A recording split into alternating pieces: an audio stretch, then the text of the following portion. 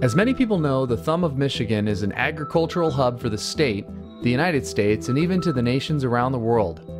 Maybe best known for its dry beans and sugar beet crops, there is quickly growing a new crop across the region: electricity. Solar farming, while popular in other parts of the country and world, is just making its debut to the agricultural community here in the Thumb. Eric Miller of Bad Axe was one of the first farmers to get into solar harvesting, and we met with him to hear his story.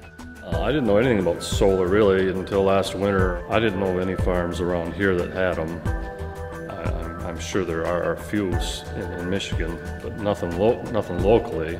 I kind of was the guinea pig. I was pretty sure it was going to work.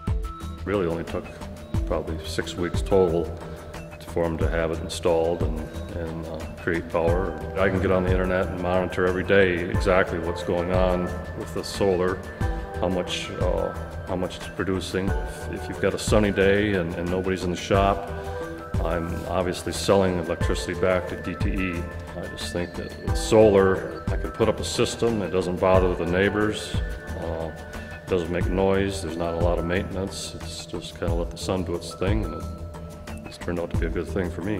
Sridhar Iyer's company, Artisan Consulting, has been pioneering solar design and installation here in the Thumb. He talked with us about why this is a great place for solar. You don't see any trees around, so shade is an enemy for solar system. So the residents and others can take advantage of this. The only thing is, the problem is nobody wants to cut down the trees around their houses. So here we don't have to worry about trees.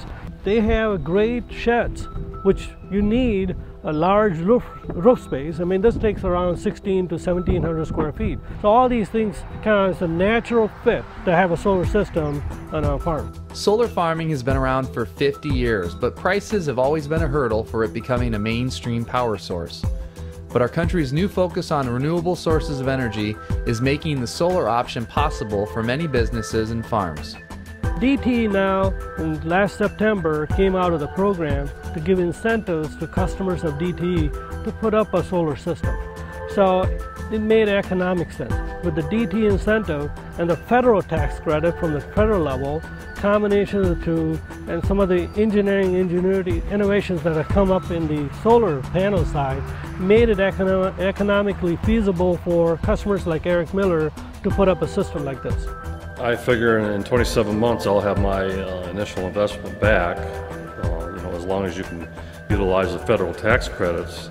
So it's going to lower my cost of staying in business long term. Another local business that has stepped into solar is Ozentowski's Farm Equipment. Owners Don and Tim Ozentowski talk about why they made the move. You only got two options today. You either got wind or you've got solar. So obviously solar is a much more cost-efficient way to go. We're going to save 40% on our electric bills.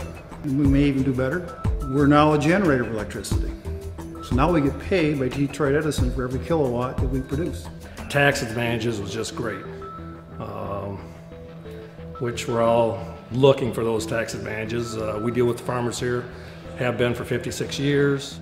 We have a small part in helping clean up the environment too. Solar and wind don't generate any pollutants. The program for solar expansion seems to have some big pluses. Eric Miller reminds us why it's something we all need to look at for the future.